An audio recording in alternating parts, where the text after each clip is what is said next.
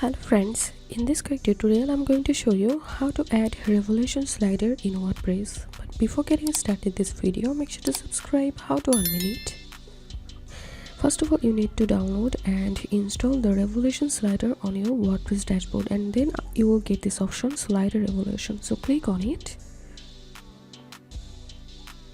and after opening the slider revolution, here you will be able to make a new slider using this blank module, or you can use template or manually import slider.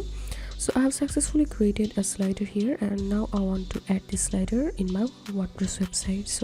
And now I'm going back to my page section because I want to insert this slider inside of my home page. So I'm going to edit my home page,